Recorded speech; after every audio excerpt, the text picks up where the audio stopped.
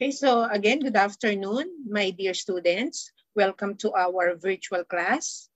I am your online learning coordinator, your OLC, Maria Ana C. Robles. I am one of the faculty members of College of Arts and Sciences at AMA Malolo City, Bulacan. So for our course code, we have here UGRD ENG 101, section 4 for 21133, and this is Communication Skills 1. And for our topic this afternoon, we have here definition and descriptive writing. Okay, so for our learning objectives, we have here at the end of the discussion, we will be able to discuss how to write descriptive writing, and then identify and explain the different techniques of defining a term or a concept, and then lastly, give example of descriptive writing. Okay, so these are our learning objectives for this afternoon. Now, let us have first developing a paragraph using definition. Okay. Now, definition is the method of trying to understand the meanings of a word or an expression. So it is analyzing, delineating, exploring, and discovering the different aspects of a particular concept. So it is also knowing what concepts are associated with a word and what are not. What is like and what are its causes and effects, and what some example of it are. Now, there are two important concepts most often associated with defining a term or a concept. And these are denotation and connotation. Now, denotation is the primary, explicit, or literal definition of a word. And usually, the meaning is based on the dictionary. Okay? So when we try to look at the meaning of something, we always consult the dictionary, and we call it denotation. Now, for example, rose, okay?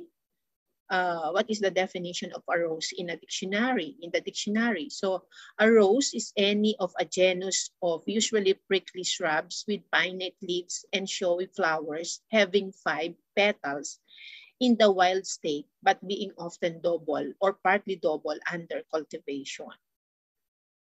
Now, when you say connotation, it is the secondary meaning of a word, not necessarily taken in the dictionary, but it is how people understand a word based on their own personal or consensual experiences, and they are not based on the dictionary. Okay, for example, again, a bouquet of roses is usually what a person gives to his or her beloved one. So beyond its scientific name, a rose can also connote love and romance. So that is the meaning of a rose based on the personal experience of someone. Now, a paragraph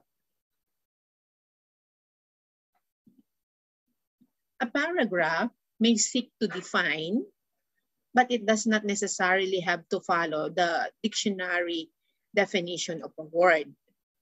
And aside from connotation and denotation, there are many ways and strategies used by writers to define a term.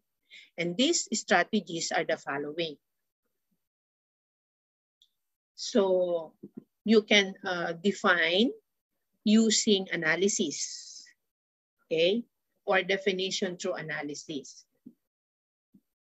Now, analysis is the process of breaking down a concept into its constituent parts that make up a concept, okay? So for example, you are going to define a guitar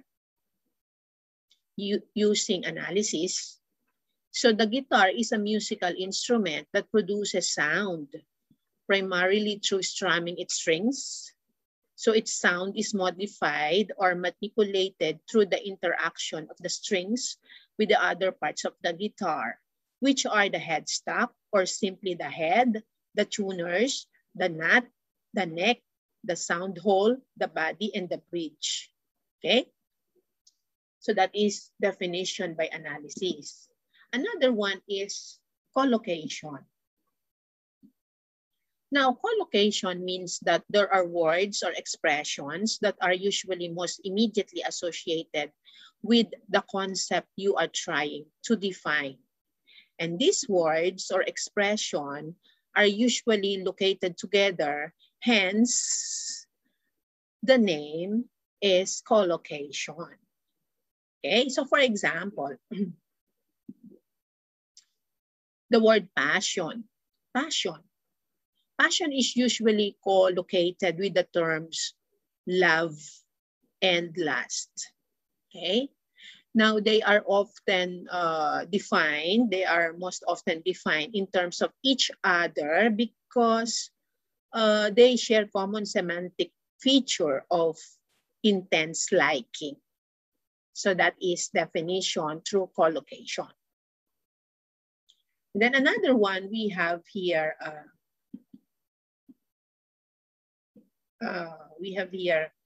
definition through etymology.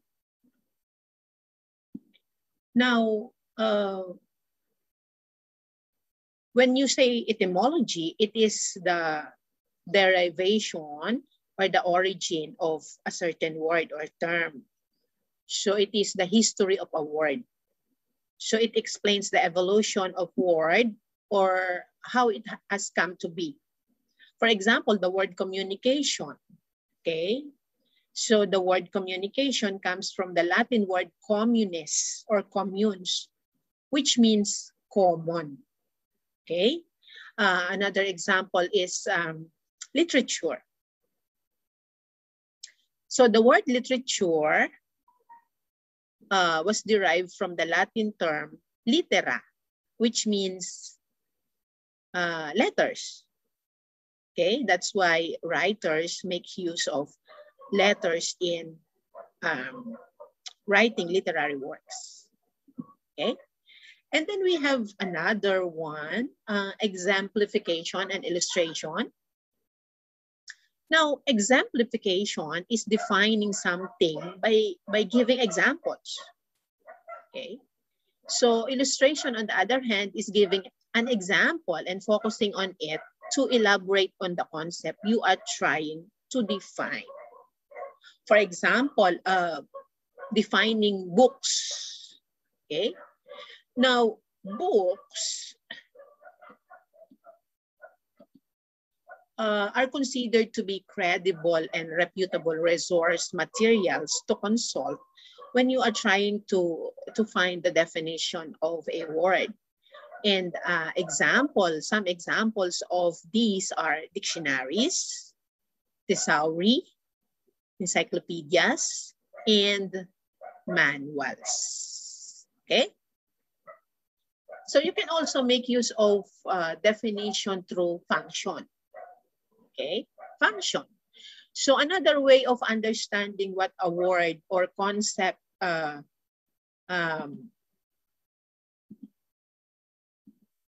means is to know its purpose. Okay, so what is it used for? Okay, function. Now, let's say a watch or a clock. Okay. Now, whether it may be an ancient sundial, a classy pocket watch, a Rolex or Swatch wristwatch, an antique grandfather's clock, or the mighty Big Ben of London?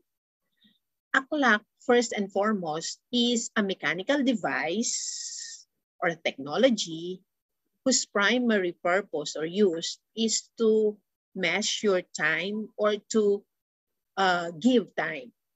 So that is definition according to function. Okay? Now, another one is negation. Negation is a technique that you can use to define a word or concept by explaining what it is not. Okay? I have here an example of definition of love using negation, taken from the book, taken from the first book of Corinthians, chapter 13, verses 4 to 6. And according to the book, love is patient, love is kind, so it does not envy, it does not boast, it is not proud. So it does not dishonor others, and it is not self-seeking. It is not easily angered, it keeps no record of wrongs, and love does not delight in evil, but rejoices with the truth. So this is an example of defining love using negation. And then synonyms. Okay, synonyms. So we all know that synonyms are single word or phrase that share almost the same meaning with the concept you are trying to define. So, for example, sickly sentimentality and weakly emotional is synonymous. They are the same. Nauseating and sickening is are synonymous to each other. So they are the same. Slang or colloquial language can also be somewhat considered under the umbrella term of synonyms. So another one, pretty and beautiful. So they are synonyms. What else? Big and large, they are synonyms. Okay. So defining a term using synonyms. And then extended definition. Now, extended definition is a personal interpretation of an author to an abstract and multifaceted concept. So it goes beyond denotation and connotation. So it gives the reader a new and fresh understanding of a concept as it largely draws upon the author's own perspective of the world. Okay, so for example, I believe that a life lived with passion shimmers, shines, rises above the ordinary. So allow me to seduce you into a passionate existence, to think, to sing, maybe even to sigh, appassionato. So definition using extended definition. So those are the techniques that can be used in developing a paragraph using definition. Okay. Now let's move on to description. How to develop a paragraph using description. How do you describe? Okay. Now, description is a method of paragraph development wherein you create vivid pictures or images of a story or instance through the use of words. Okay. Normally, adjectives are used in this method. Okay. Because adjectives are describing words. Okay, we usually use adjectives when we describe someone or something. Now, in writing a descriptive paragraph, you need to make use of sensory details. Okay, and these sensory details comes to your senses. the sense of smell, the sense of touch, taste, hearing, and seeing, or the sense of sight. Now, the primary purpose of descriptive writing is to describe a person, place, or thing in such a way that a picture is formed in the reader's mind. Okay, so capturing an event through descriptive writing involves paying close attention to the details by using all of your 5 senses. Okay? Now, what is descriptive writing? Now, descriptive writing creates a picture of a person, place, thing, or event. So, description tells what something looks like, sounds like, smells, tastes, or feels like. Okay, so that is why we are using, or we need to have these elements of descriptive writing. And good descriptive writing is comprised of 5 elements: sensory details, figurative language, dominant impression, precise language, and careful organization. Okay, now let's have sensory details.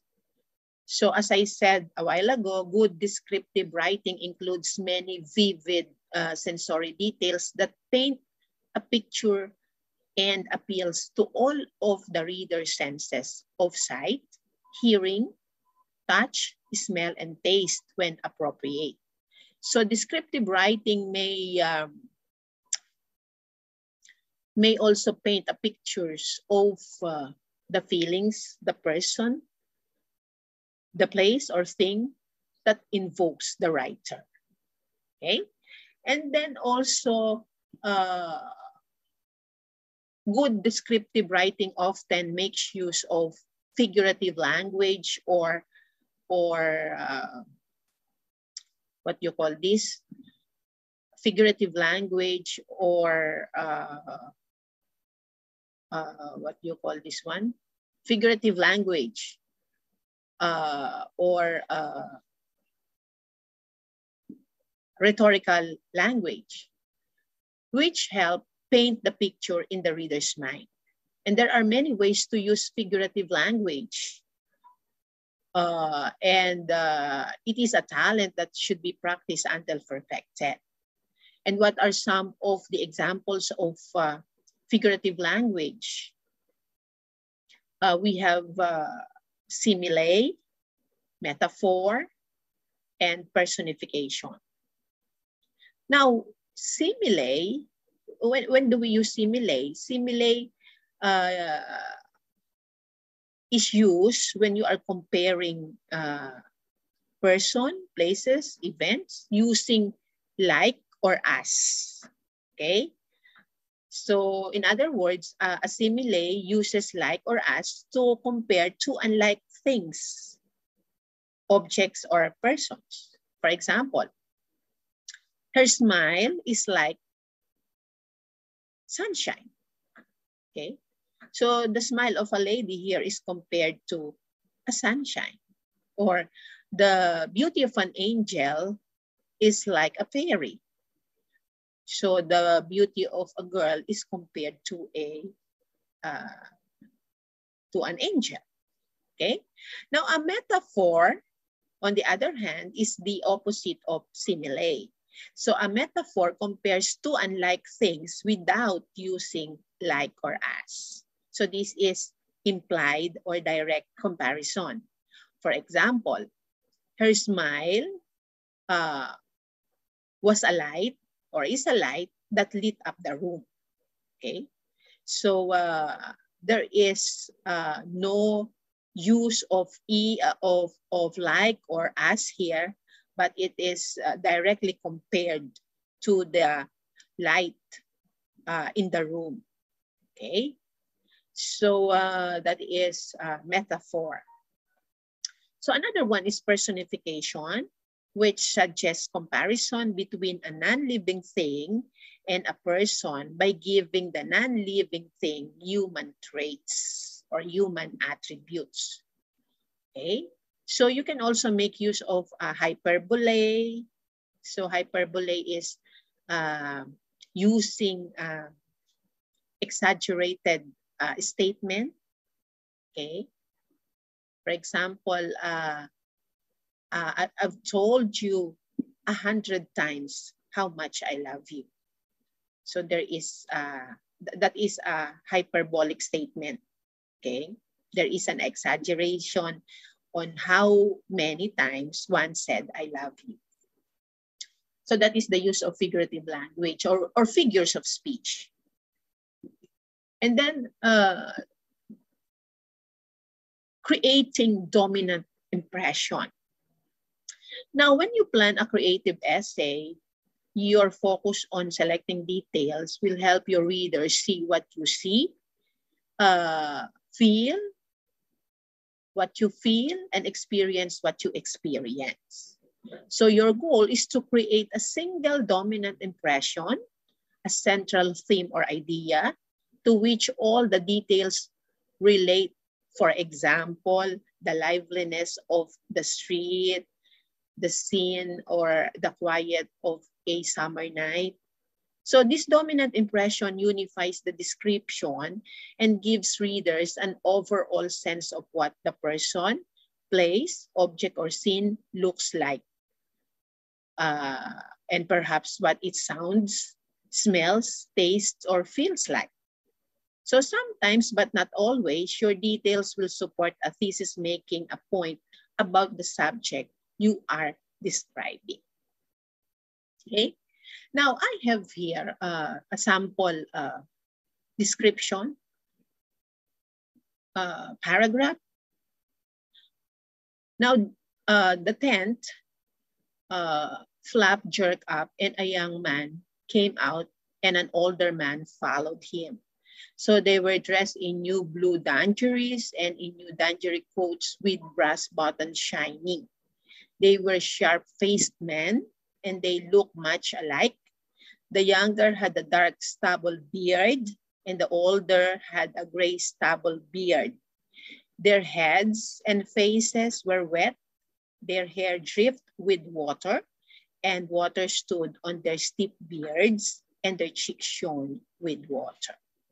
Okay, so there are lots of so if when you write a descriptive paragraph, you have you will make use of descriptive words. Okay, okay. So these are the things that we want to know in writing a descriptive paragraph and developing a paragraph using definition. Okay, so that concludes our discussion for this afternoon. Thank you for attending our virtual class. Keep safe, everyone, and God bless us all. Thank you.